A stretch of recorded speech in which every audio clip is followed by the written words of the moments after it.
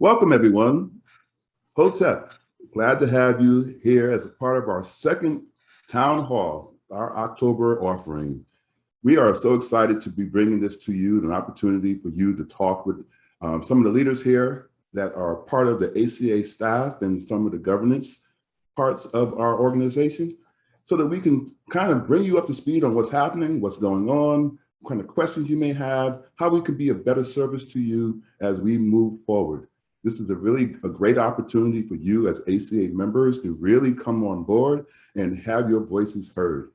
And without any further ado, I'm going to ask our CEO, Rich Yep, to come in and let his voice be heard for a moment.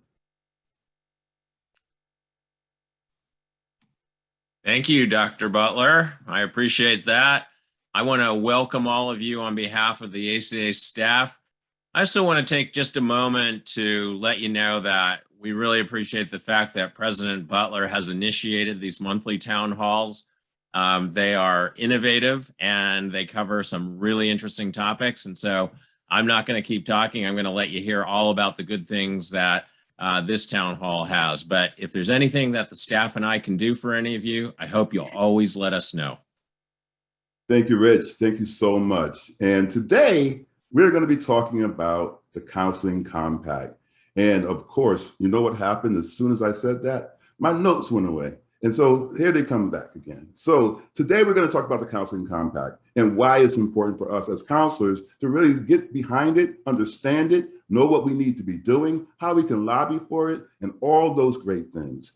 And to help us with that today, we have some phenomenal ACA staff members who are going to come forward and share with you some of the things that they know and that they are working on with regards to the Counseling Compact. Today, we have Dr. Lynn E Linde.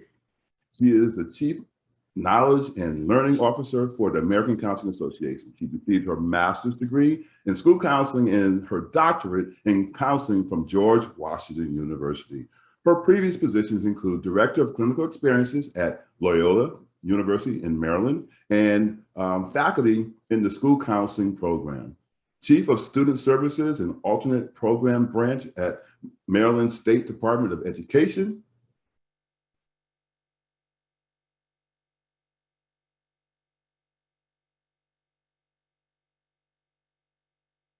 And my screen went away again. And so, a state specialist for school counseling, a local school system counseling supervisor, and a school counselor. One of the other things that's not listed here, but a phenomenal part of her history, is that Lynn has also been an ACA past president. Next, we have Dominique Marcelek. Dominique Marcelek is a federal and state government affairs specialist for the American Counseling Association and the gubernatorial appointee to the Board of Trustees for the Family and Children's Trust Fund of Virginia. Previously, Dominique served as federal and state policy deputy for Prevent Child Abuse America, PCAA.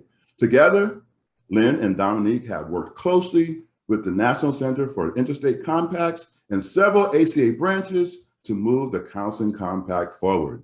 So they're going to talk to you for a little bit, and we're going to be able to have some opportunity to have some Q&A with them, and any type of Q&A you want to have on any other subject that you want to hear about from our ACA staff. So with that, without further ado, please help me welcome Lynn and Dominique to our conversation today. Thank you, President Butler. It's a pleasure to be here. And as many of you know, I can talk endlessly about the compact because I think this is one of the most exciting things we have done in a long time. And it's really so important for the profession and the way that we practice and our ability to reach so many people who are in underserved communities. So I'd like to start by giving you a little bit of background about how we got here, and then talk a little bit about what the compact actually is. We talk about the compact, but what does that actually mean? What's in it? How is this going to impact your practice?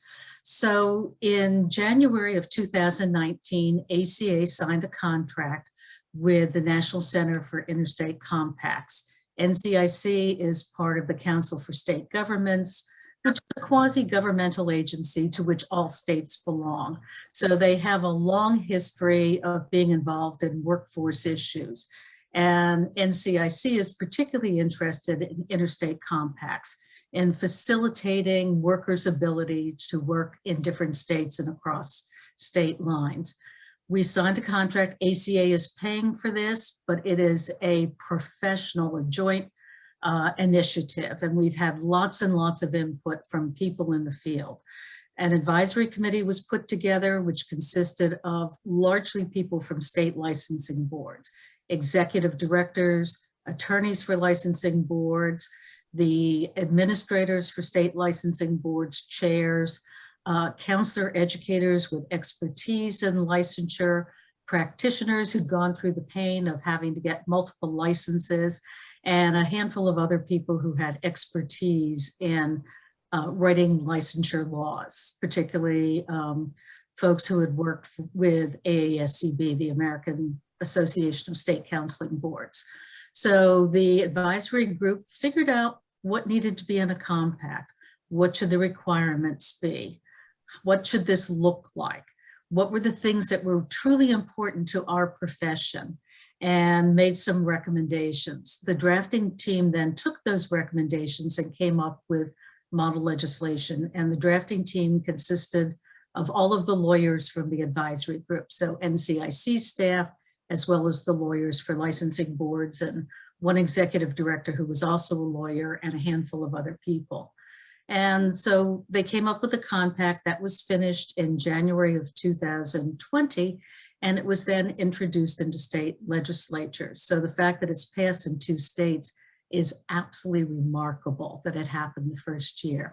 So what does the compact look like? The compact is really a legislative solution to the problem of serving people who live in states where one is not licensed. And it's a mutual recognition process. It means that states that join the compact agree to accept the license of people who are licensed by other states. We agree that you've done your due diligence in licensing counselors in your state, and we're going to allow them to practice in ours. If you think about licensure and compacts at their most elemental, most of you carry one around with you every day, and that's your driver's license. Your driver's license is essentially a compact. It's what allows you to drive not only in your home state where you legally reside, but in every other state in the country. And the only time you have to change that license is when you legally move to another state. And that's pretty much how the compact is going to work. Everybody has to have a home state, and that's where you legally reside. Where does the IRS find you? That's your home state. You must hold a valid license in that home state, and then you can apply for a privilege to practice in another state. We don't call it a license. The compact calls it a privilege. The only compact that has a multi-state license is the nursing compact. All of the other compacts, including the counseling compact, grant a privilege. It's essentially the same thing, wherein you apply for the ability to practice in that state. So that's one of the major facets of the compact. A second one is it allows telehealth. So every state that agrees to become part of the compact that enacts the legislation will allow telehealth regardless of what other regulations are in place around telehealth. A third element of the compact is it provides an expedited process for people when they physically move to another state. I live in one state, I move halfway across the country. I am now in another compact state. Through the compact, I can apply for a license in my new home state without having to go through all of the hoops that one would normally have to go through. And then the fourth thing it does, which is really important, is that it provides a mechanism for military spouses to have a home state license that allows them to practice wherever they live. So every time a military family is deployed, the spouse who is a counselor gets to practice in whatever state they're living under the home state license. And that's true for as long as the spouse is on active duty.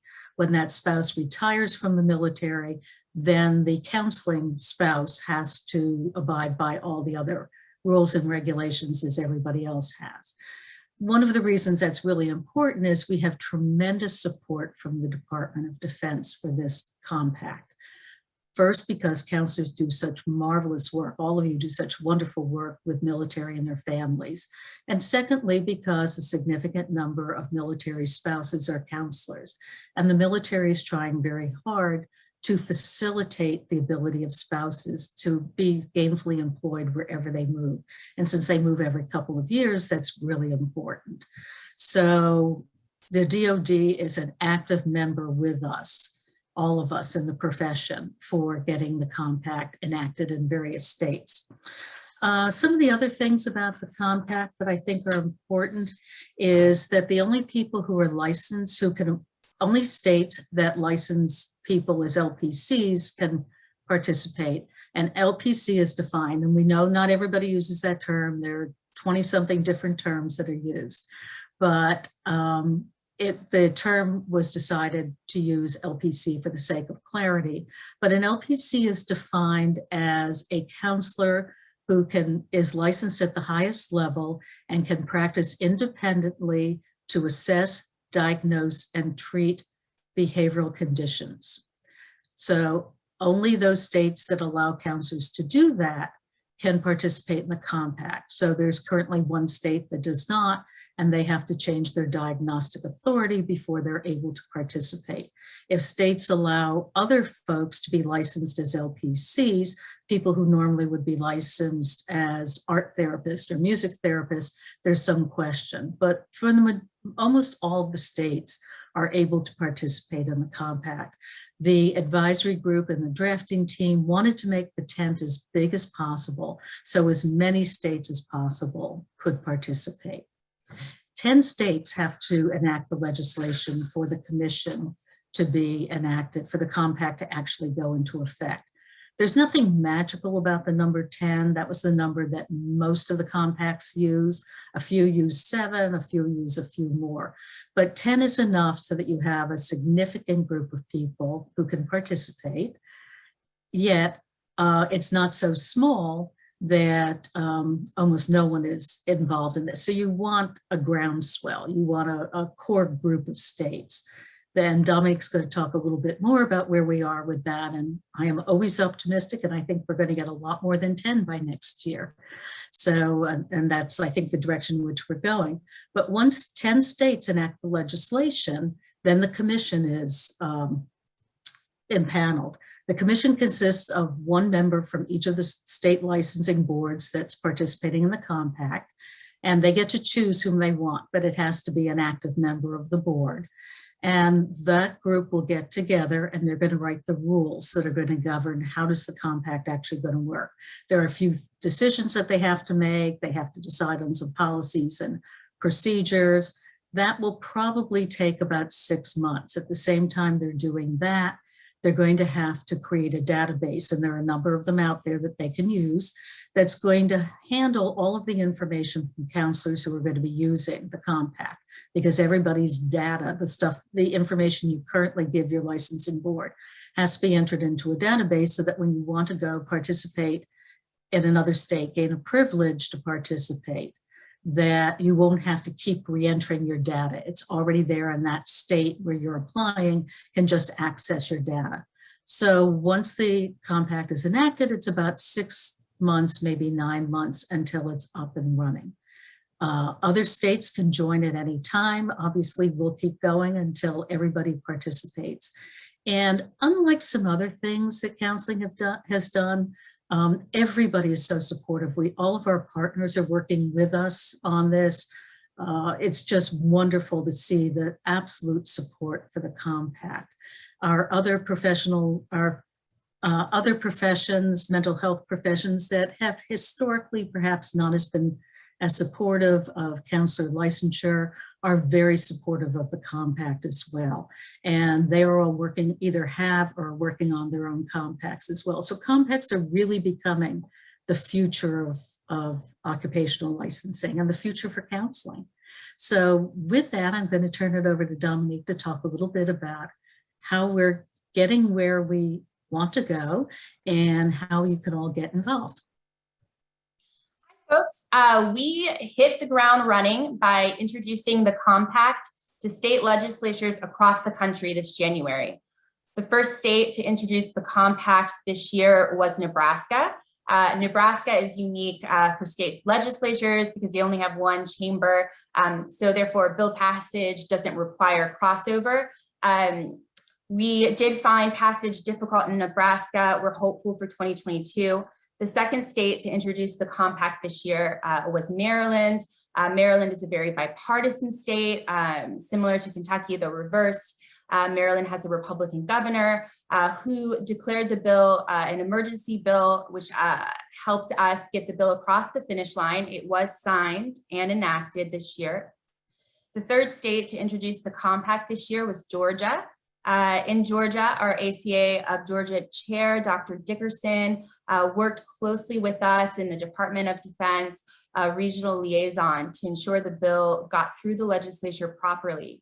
The compact passed out of committee, both chambers successfully. It was signed and enacted this year. Also, in 2021, the compact was introduced in Tennessee, North Carolina, and Ohio. In all of these states, the state boards strongly supported the compact. We received generous, unanimous support from clients, counselors, the administration, and no opposition from any group, any organization, or any official. It's important to know that you have the power to get this done in your state. While we're here to support your work, offer guidance, and even take part in the process, officials are interested in their constituents. They want to hear from you and not us. So the conversation begins with you and your community on the ground. Additionally, you are the experts. We can provide that national perspective, but you have that local info on your community. You know what the needs are for your state. They want to hear from you. At this time, ACA is asking that members work with their state branches and regions on formal letters of support that can be hosted on the compact website. We are encouraging letters from branches, universities, counseling organizations in support of the compact. Members can also work with their state branches to share information about the compact with legislatures and officials. Please contact your state branch for more information on how to become involved in those discussions. Just a brief refresher, we decided with National Center for Interstate Compacts to highlight some states in order to meet that 10-state threshold as quickly as possible. Our aim is to have the 10 states by the end of 2022 at the latest. So those key states that we're looking at as a tier 1 state that has a good background with compacts is, of course, Georgia and Maryland, which did pass and was enacted, Alabama, Arizona, Colorado, Delaware, Florida, Kentucky, Louisiana, Missouri, Maine, Nebraska, New Hampshire, Idaho, North Carolina, Ohio, Oklahoma, Tennessee, Utah, and Virginia. And we also are taking into account Connecticut, DC, New Jersey, and South Carolina due to their locations. States that are making moves right now that are prepping for 2022 include Ohio, North Carolina, Alabama, Arizona, Delaware, Florida, Kentucky, Louisiana, Maine, Nebraska, Tennessee, Virginia, and South Carolina. In all of these states, the American Counseling Association is working with the state branches to find sponsors and to introduce the bill in the 2022 legislature.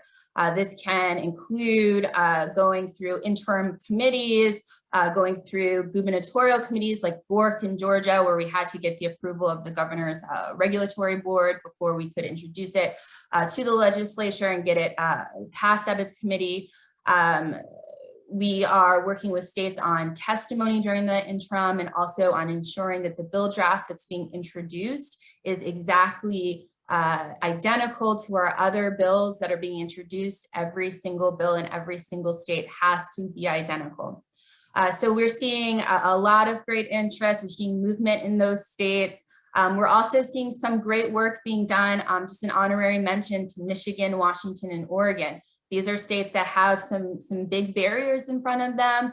Michigan has difficulty with compacts in general. The governor is not a fan. So our counseling association has been meeting with the governor's office and talking about this with them. Washington has some regulatory concerns, but these teams are really working together to bring the counseling compact to their states as well. So thank you so much. I'm going to turn the mic back over to Dr. Butler. Thank you, Dominique, and to Lynn for all that great knowledge that you shared with us. So let me ask you a few questions, and then we want to turn it over to our audience for sure. Given our association's focus on diversity, equity, and inclusion, how would a counseling compact help clients who are people of color? Sure. So I'm just going to jump in. I know Dr. Linde has so much more on this, but just from a basic legislative perspective, that compact removes barriers to practice. It enhances access to counseling services and integrates telehealth modalities. So what we really saw with COVID-19 was the disparities in healthcare services for people of color. That was really evident, and the compact greatly impacts those communities by providing those accessible avenues to service, particularly for historically underserved regions and communities. Great.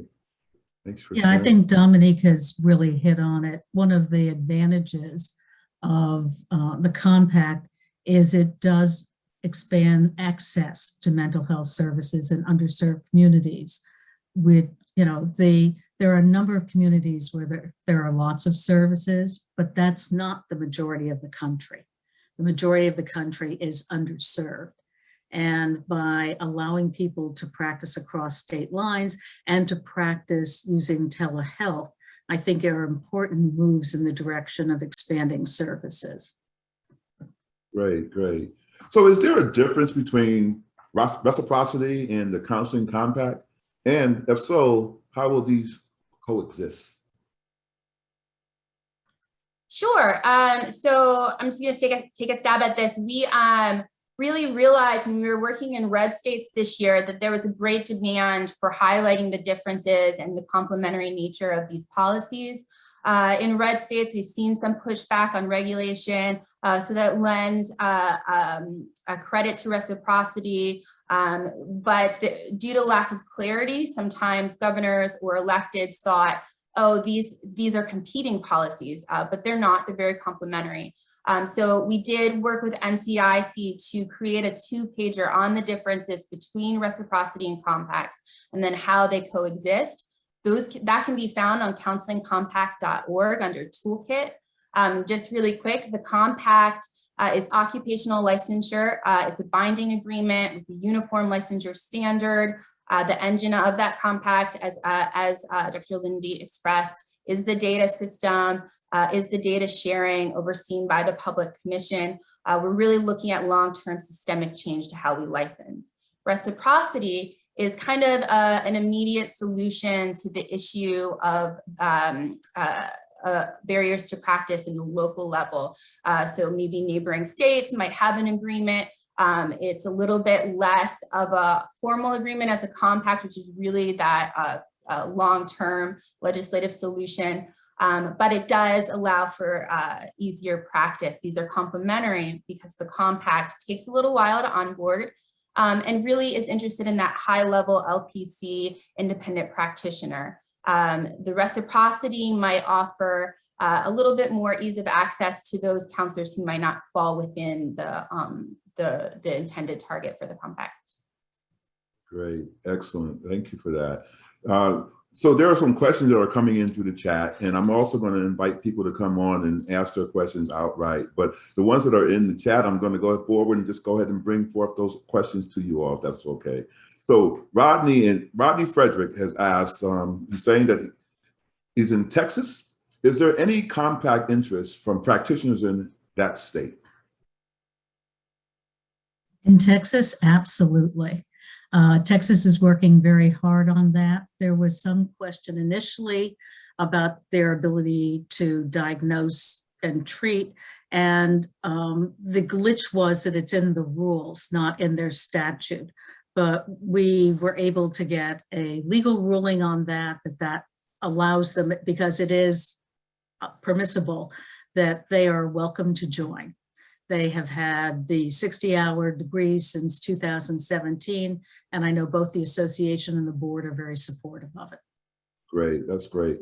Thank you for that. And Joshua Kirby, I see you put a statement in there. I think there's a question in there as well. Let us know if what Danya has shared is enough right now, but put it back into the chat if you want this question answered by Lynn and by Dominique.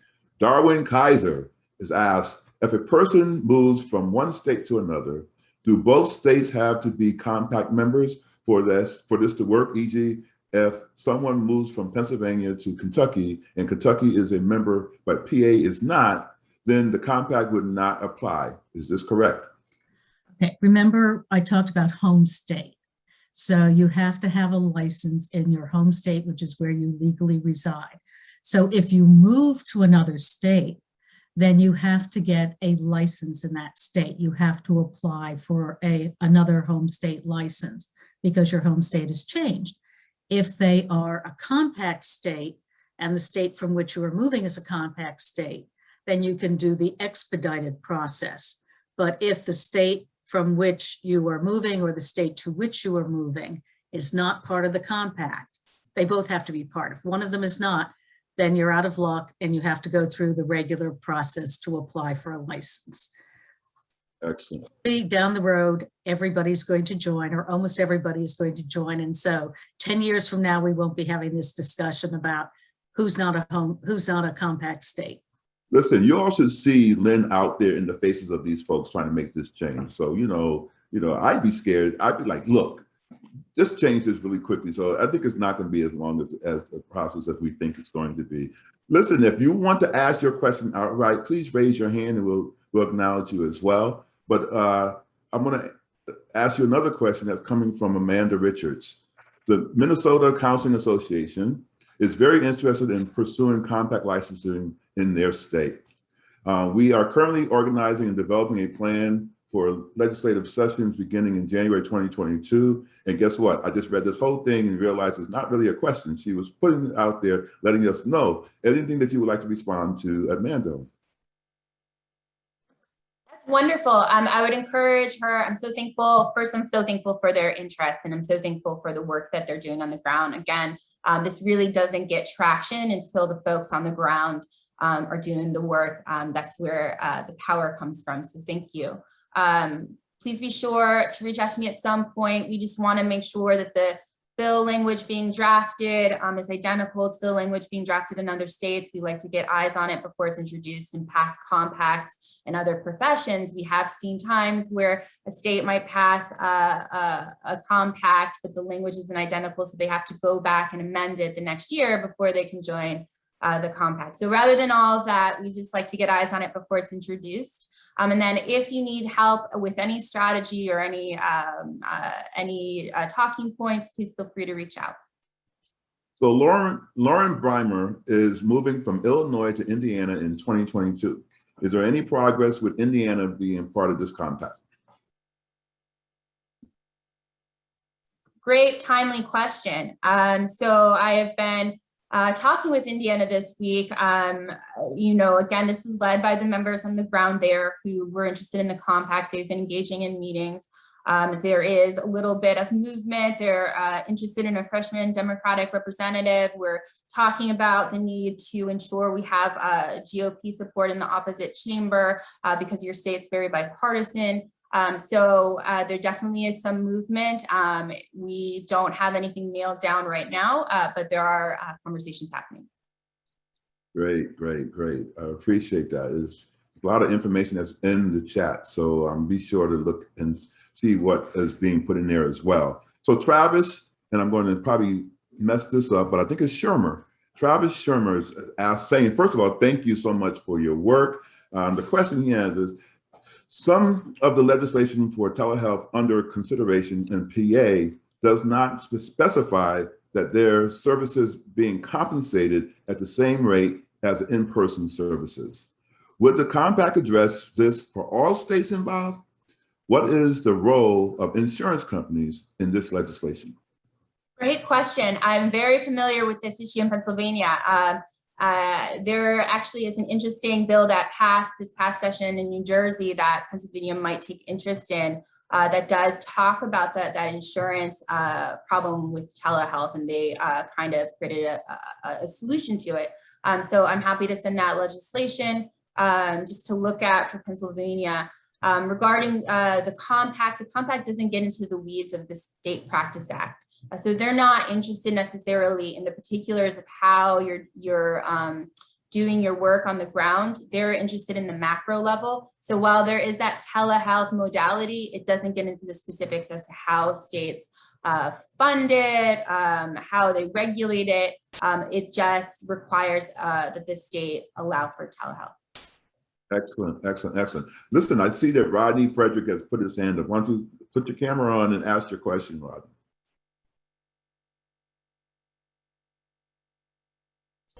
Okay, sorry about that. Hello, everyone. Hello. Hey, I just had a question about this. All this sounds great, and I'm highly interested in it. I'm in a master's program now, so I'll be graduating in about a year. But the question I had was, have you faced any opposition or roadblocks with creating this consortium, this compact? And how were you able to deal with with opposition you may have received even from other counselors? As I said before, there is no opposition. And this is the first time, I think, in counseling history that we haven't had opposition to wanting to do something. So the pandemic, ironically enough, demonstrated the deficits of the mental health delivery system. So legislatures were primed and demonstrated the need for increased mental health services. So legislatures were primed to start looking at solutions, and this is a solution. All of our partner organizations, KCREP, NBCC, AASCB, the other divisions and groups are all on board with this. This is a group effort. So AMCA has been very active. Many of the clinical counseling groups in states are pushing this forward, as are ACA branches and other groups of counselors. The other mental health associations have been supportive. The psychologists have SIPAC, which is a telehealth only bill that is moving through states. I don't think they've quite reached their threshold for enactment, but they're almost there. Social work is just beginning work on a compact. They're about 2 years behind us. Marriage and family is just beginning to discuss a compact. So there'll be, if they decide to do that, they'll be about 3 years behind us. So all of the mental health professions want a compact. And so it's in everyone's best interest to support each other. So licensing boards are on board because they understand that the compact does not impact initial licensure. It doesn't change the state's right to decide how they're going to license counselors. It only provides a mechanism for people who can practice independently to practice in other states. Great. Thank you, Lynn, for sharing that. Anna Marie. I just wanted to add one little thing. Sure. Some pushback just from that are not related to the counseling compact. So you might see something like in Michigan where the governor is just not interested in compacts. We also have run into just an issue with clarity. So officials really need you to explain to them what the counseling compact is. So really, those are our biggest issues. But like Dr. Linde expressed, we haven't run into any negative opposition directly. Can you talk a little bit about why the governor is opposed to this and what are some of the things that we can do possibly to change that person's mind? Yeah, sure. So our Michigan Counseling Association has been wonderful in meeting with the governor's office. There is some interest there. They were able to get some high level meetings with really important staffers. So there is interest, but there seemed to be some confusion still within their team as to what compacts are and the purpose that they serve. And then there is some other issues with previous compacts, other professions where there was negative pushback, but that's not applicable to the counseling compact. So it's just about sort of reinforcing the interest at the local level, what the counseling compact can provide, and kind of reassuring them that those issues won't happen with their compact. I think with Michigan, it's just a matter of getting some of the other states in the area on board, and then they'll fall in line. So that's good. That's great information to know as to what is going on behind the scenes and what is happening in the minds of individuals who are kind of pushing back on these things, so we can find other ways to kind of circumvent that. So thanks for sharing that. So Anna Marie, and I'm going to probably get this incorrect here, is Anna Marie Ciafari. You can put it in the chat if I mess that up. I apologize. But it's asking, are there any implications for states who approve both KCREP and KCREP equivalent educational requirements to achieve licensure versus states who are only approving KCREP in terms of the compact? The short answer is no. The longer answer is that there are only 4 states that are KCREP only, if I've got that correct. When you look at the actual bill itself, the compact, Section 3 is the grandparenting section, and people get very confused about that because they look at it and it says states must, and this is what states must do to participate in the compact, but a state must require a 60-hour degree or a degree in enough coursework to equal 60 hours, and then the core KCREP areas are listed because those are the areas that almost everybody requires. When the original advisory group got together, we had the advantage of some research that some of our colleagues had done that looked at the requirements for licensure across the country. And what we found is that there was about 65% agreement on what states required for licensure. So that made it much easier to come to some conclusions or decisions about what should be required in the compact. So that's the grandparenting clause. So if a state currently does that, it doesn't matter if you were licensed at a 36-hour degree 20 years ago or 30 years ago. You know, the state can still participate. If you hold a valid license, so can you. Nice, nice. So thank you again for sharing that information, Lynn. Pamela Krause asks, why isn't Illinois moving on this? Are there known barriers with licensing boards, peer, or other legislative bodies? Great question. So I have not seen really any difficulty in Illinois. I think it's just a matter of finding the right sponsor. So I wouldn't say they're not moving on it. It's a complicated process, and some states are just going to take a little bit longer. Okay, thank you so much for sharing that. I want to remind people too that we've only been doing this a year. I mean, when you, not even a whole year, when you think about it. So the progress that we have made is remarkable, considering when the first bills were introduced last January. I know it seems like forever ago, but it really was 9 months ago. So we're going into our second legislative session, and because of the pandemic, we weren't able to do all of the things that we normally would have done prior to introducing legislation. Everything had to be virtual, as everyone knows. And so I think that we weren't maybe as effective in reaching everybody as we would have liked to. But over the last couple of months, people are like, wait a minute, what's the compact? What's going on? Where is it? And so we're getting a lot more interest as folks become more aware of it. So listen, you sparked something in Pamela Krause because she got a follow-up. So Pamela, come on in. What do you got to say? Thank you. Thank you for hosting this today. It's very important and informative. 2 things, 2 follow-ups. Dominique, you said it's just a matter in Illinois of looking for the right sponsor. Can you say more about that, that's where it stands and how that has gone in other states? How do you come to the right sponsor? Great question. So, and I know I say that a lot, but that is true. I find that our counselors ask phenomenal questions. For finding your sponsor, you want to do 2 things. You want to look at, well, you can do a variety of things. You want to look at the chairs of your health committee in both chambers, your assistant chairs, folks with seniority, even the governor's office, sometimes if they are known to either care about mental health or easing regulatory burdens. If you notice in the gubernatorial agenda, they say they want to ease regulatory burdens. The compact might be something they add to their agenda.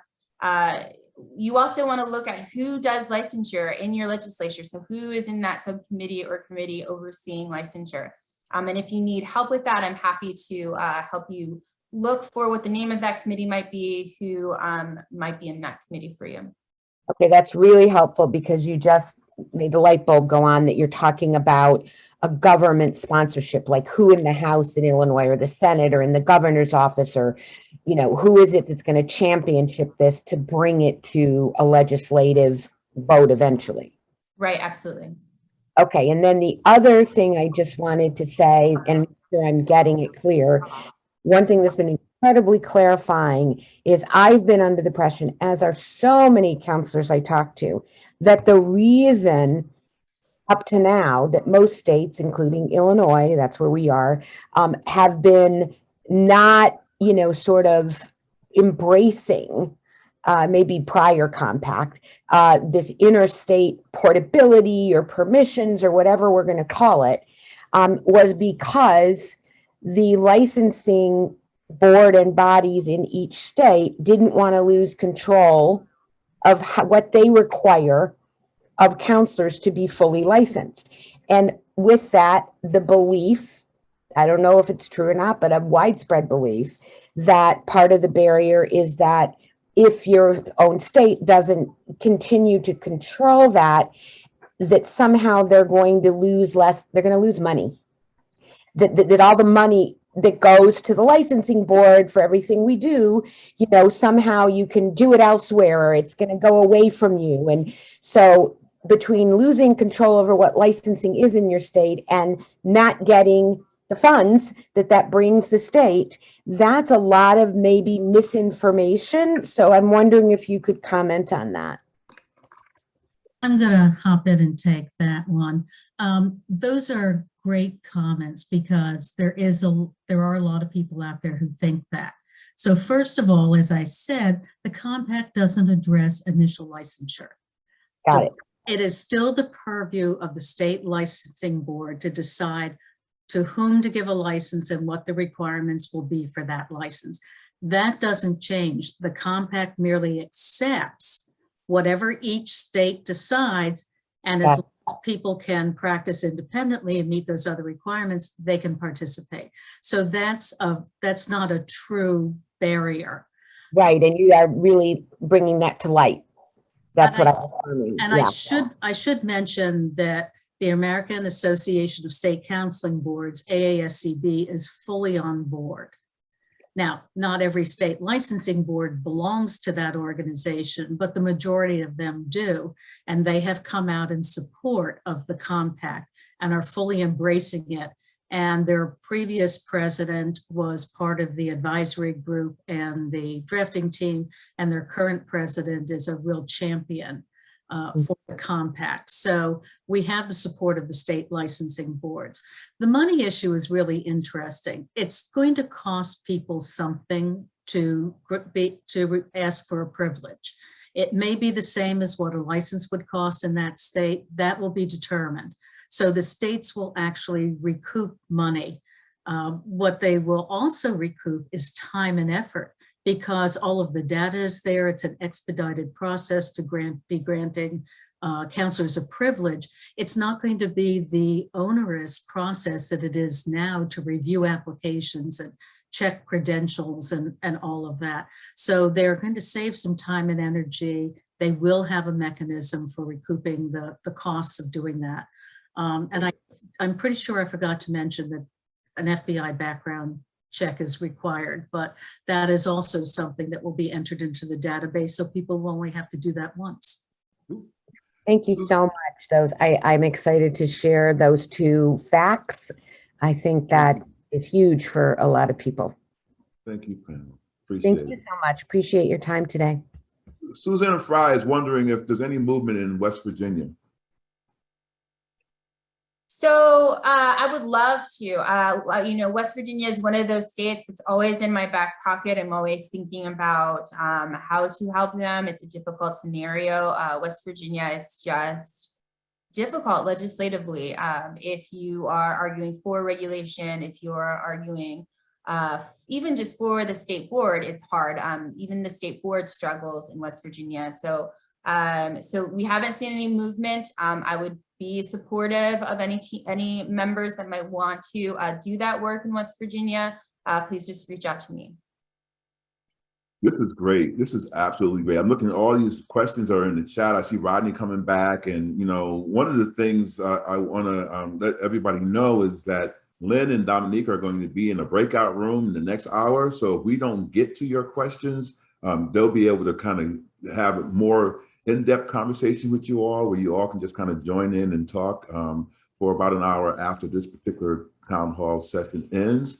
So we'll keep going on with some more questions, but I just wanted to let people know that we have about 5 breakout rooms. One will be for school counselors, one will be for practitioners, one will be for counselor educators, one will be just to hang out and talk with me. And I think there's one more that I'm missing, but we hope that you all will just stay in it and continue to hang in with us. And in the next hour to kind of talk about anything that comes up for you that we can support and help you work through from the ACA staff and me as president. And so really quickly, Rodney, I'm thinking that actually, before I go there, Gloria Washburn asked us back at about the half-hour mark. As a counseling graduate student serving as a MU Chi Alpha under CSI as an advocacy chair, what do you recommend for graduate students to help become engaged and advocate for this compact? So there's so much you can do, but from a specific student perspective, one of the most powerful things you can do is talk to your department chairs and see if you can secure a letter of support from your university for the compact. That's really important. It shows that not just constituents support the compact, but businesses in the area see the importance of the compact. So if you need help with doing that, you can reach out to me. You can also go to counselingcompact.org to the toolkit counselingcompact.org to letters of support next to the toolkit. And there you'll find template letters of support, including 2 from universities that you can use. Phenomenal, phenomenal. So listen, let me just kind of turn the tide just a little bit to see if there's any questions that are not concerning the compact. While we have people here, raise your hand, and actually you're gonna have to ask your question because there's too much going on in the chat right now. Let me bring in Mario Burns.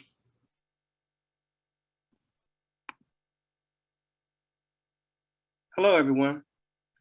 My name is Dr. Mario Burns. I'm a counselor and a counselor educator. I am also the lead author of Race Meta Theory and Manifesto on Race, which I will share with you. I want you to listen intently to what I'm about to tell you. I have a cure for racism. Indeed, teaching is the right treatment for all types of ignorance. My question is to humbly ask of ACA and each of you to assist me with gaining national attention to shed light on these accomplishable and curative solutions I present to the social disease of race that plagues our great nation. I ask you all, if you are willing, to please help me with this great undertaking. That is my question.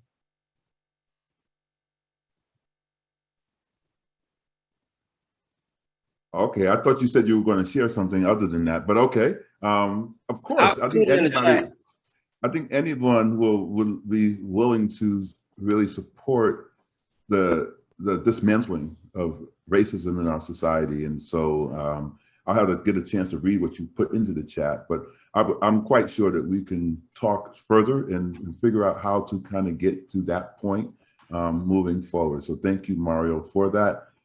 Please, everyone, take the opportunity to download, I'm seeing in the chat now, Race Meta Theory Invitation Information.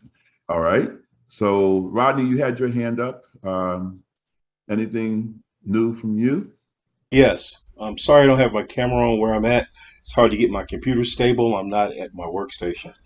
I enjoy what Dr. Burns just said. I'm really interested in that, which is one of the reasons I've decided to go back to school after working in law enforcement for nearly 20 years, because I keep seeing the mental health piece being an issue throughout, just in general, in my dealings with the public. But my questions, I have two questions. Has there been any concerted effort by the various mental health disciplines to work together towards an encompassing compact that will be good for all? Because from what I heard earlier, I think I just answered my own question. Because I heard you earlier mentioning that different disciplines were pushing or were striving to enact similar things, though specific to their corner of town, so to speak. Also, now I think this question was answered too. The privilege that even within the compact, it'll be up to compact members to request from each state to participate. There, what I'm saying is, will the privilege be per state for crossover licensure across all partner? My head is somewhere else.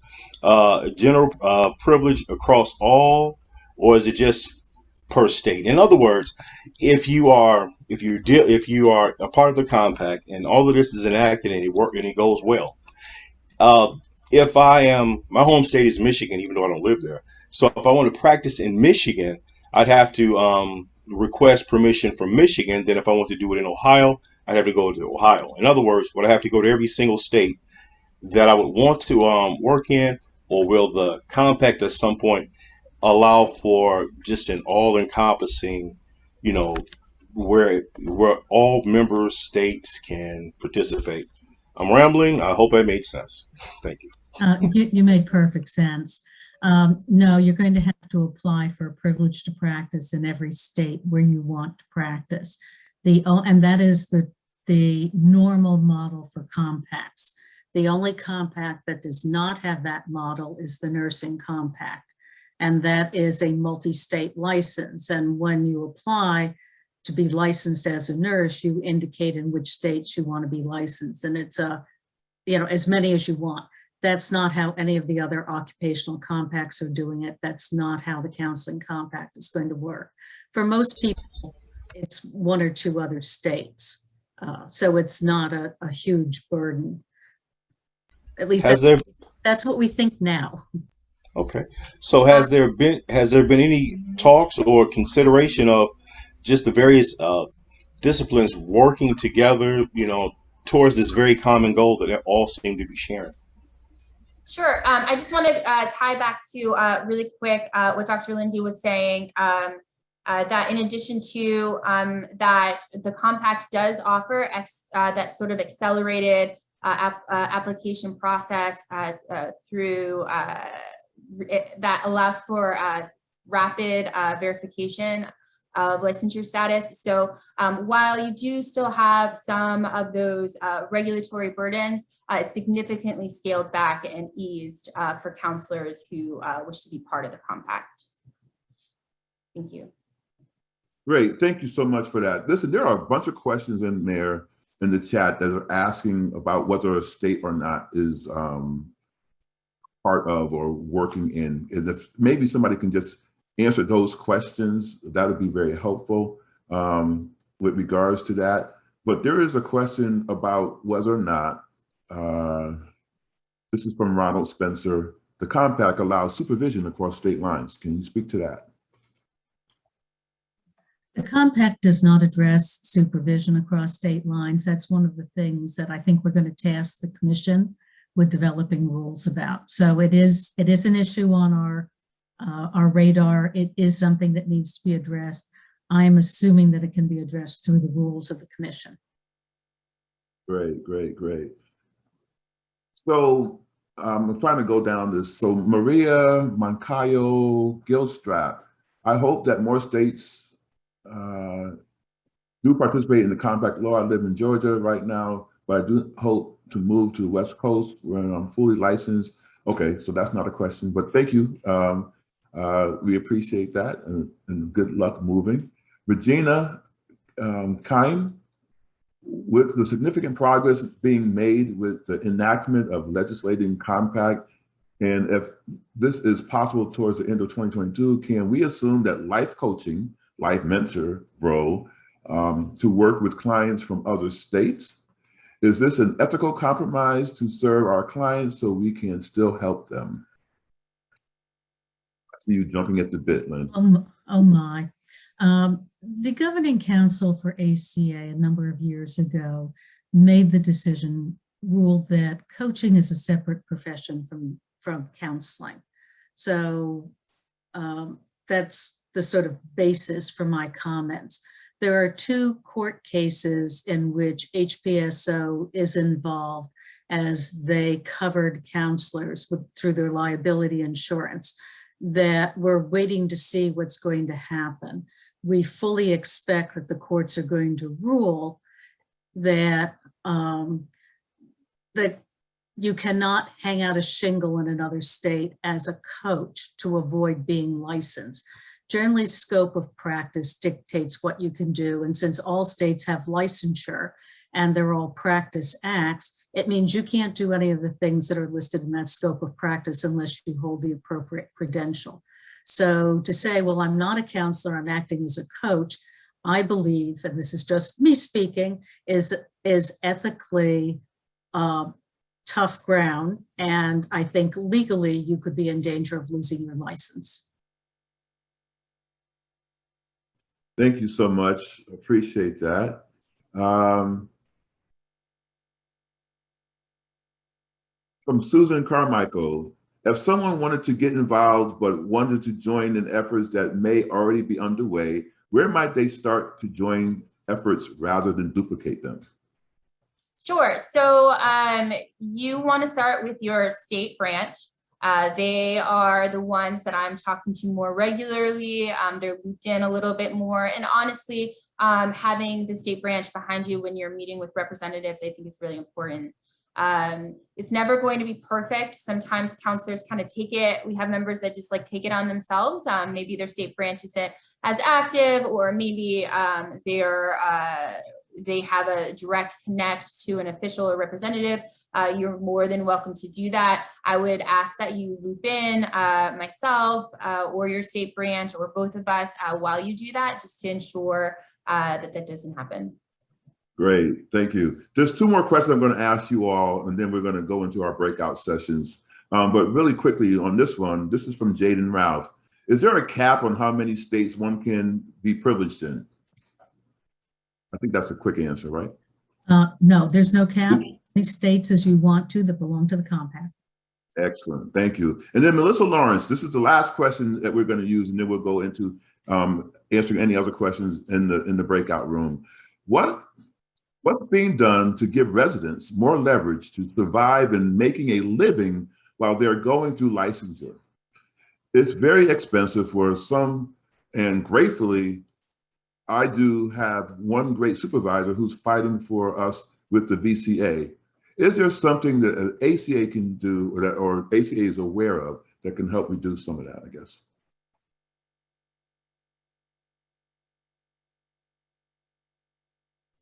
Apologies, can you repeat that, Dr. Butler? All right. So what is being done to give residents more leverage to survive in making a living while they're going through licensure? The caveat here is that it's very expensive. And so is there anything that's being done to kind of support that? Got it. Well, the compact doesn't directly address this. It does offer, greater access to those who are already LPCs, but in terms of supporting struggling counselors and process, the compact doesn't really, unfortunately, address that. Great. All right. So that brings to conclusion, I believe, our town hall portion of today. We want to go into some breakout rooms. Again, like I said, Lynn and Dominique will be in a breakout room for those who still have questions that are lingering on the compact. and we hope that you will go there. There are other spaces that we have available for people to go to. We hope that you will definitely go in and kind of share and talk and communicate. We want to hear from you. I would love to hear from you in the room that I'm going to go in. So come in, turn on your cameras, turn off your mics, have some fun, and let's get at it, okay? And so if you look in the chat, you'll see all of the opportunities that you have, or I believe that either Beth or Brandy is going to be sharing with you how you can get into the different breakout sessions.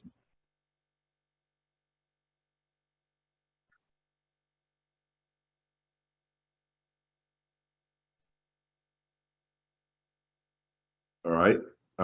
Just know that, all right, I'll read this to you as well. So first of all, thank you, Lynn. Thank you, Dominique. This has been great. I really are looking forward to this. So you know what the breakout rooms are for. So attendees, in about a minute, you should see a pop-up window listing our available breakout rooms. If you don't see a pop-up, please check the bottom menu on the Zoom screen. The icon for breakouts is 4 tiny boxes. You'll want to click that in order to choose a room. Please feel free to turn your cameras on, your mics on, all those different things during that portion of our conversation together. If you want to switch breakout rooms, use the leave button on the bottom right of your screen and return to the main session. If you leave the meeting by mistake, just rejoin using the original Zoom link. So be very careful, because it's very tricky when you do that. Sometimes you hit the leave and you leave the meeting as opposed to just leaving the room. We will adjourn from the breakout room, so no one will need to return back to this main room. You can just leave right from there. We will broadcast about a 2-minute warning to let you know when that's going to happen, somewhere between 3:45 and 3:58, depending on what's happening in your room, and if there's some movement, people talking, people doing this. You can always leave at any given point in time, but please know that we'll have it open for the hour. The only breakout room that will be recorded, just so you know, is the topic focus room. So that's the room that Lynn and Dominique will be in. So please go forward and see that. If you have any technical difficulties, please reach out to ACA events. You'll see that person who is on our Zoom call right now is labeled ACA events, and they will do that and let you know what's going on if there's any technical difficulties. So with that being said, no further ado, please join us in one of the breakout rooms.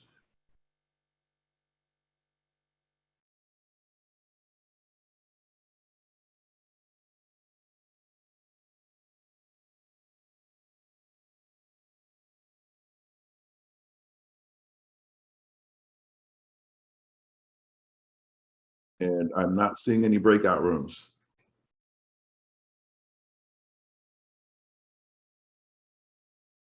Where are we on this, Brandy and or Beth? Can you chime in real quick? Yeah, they should be open. So the pop-up did pop up, but we can try to broadcast it again. Yeah, please, because I don't see it. I don't think anyone's seeing it.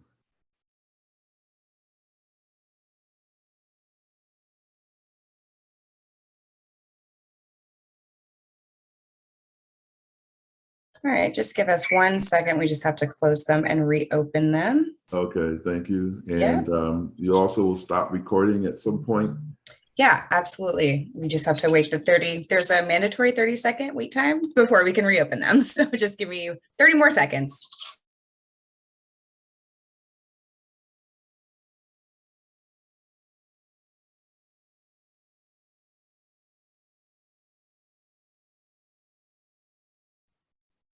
Uh-oh.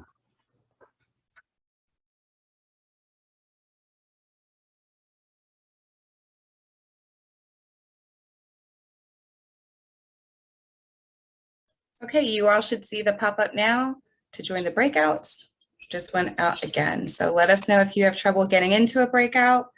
We're happy to help. You can just say your name and what breakout you'd like to be assigned to. I still don't see them, Beth. I still don't see it. I'm sorry. I don't. I'm sorry, Beth. Okay. All right. Hang in there, folks. Hang in there with us. We'll get there.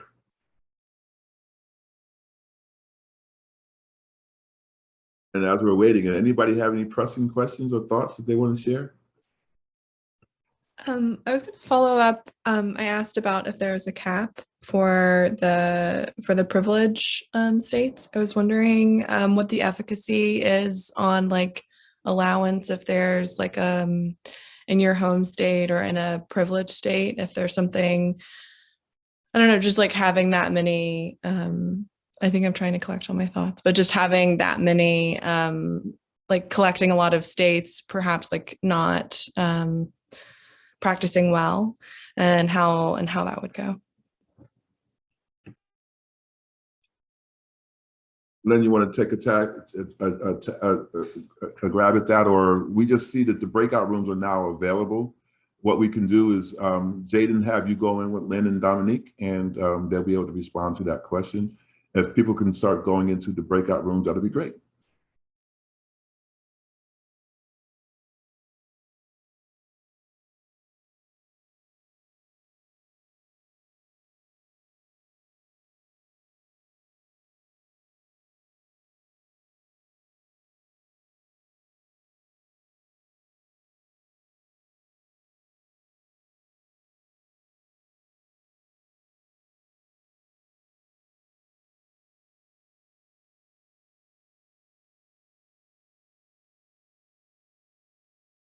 If there's anyone that's still having trouble getting into a breakout room, please let me know and I'm happy to send you there. This is Susan Carmichael. I still don't see the option. Sure. Which could one would you like to send go me to? Well, I don't know what the options are, but I know that they said there was a topic focused breakout room, so that will be fun. Great.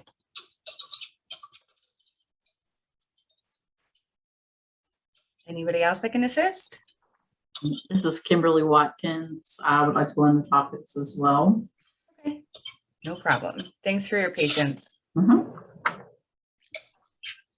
Hi, this is Yumi Ogawa. I want to go to counselor educator. Thank you. Thank you.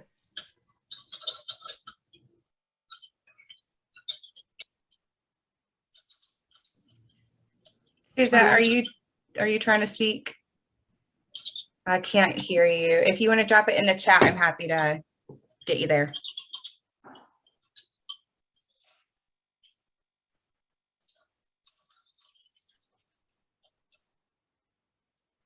Anybody else?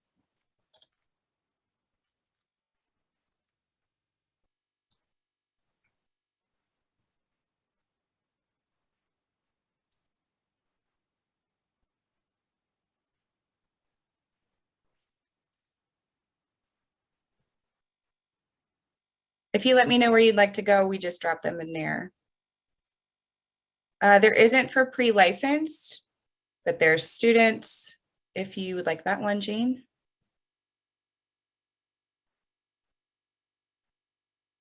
Sure. I mean, I've graduated, but I'm working towards licensure. So. Okay. So. If you don't like it, you can come back out. We'll put you somewhere else. Great. Thanks. Yep. Stephanie or Suzette, do you know which ones you would like to go to? Yes, I want to go to clinical. Okay. I think that's practitioners, correct? Yes. Okay. Suzette, is that where you would like to go as well? No problem. Sorry about that. Here you go. You should see a pop-up that'll say join.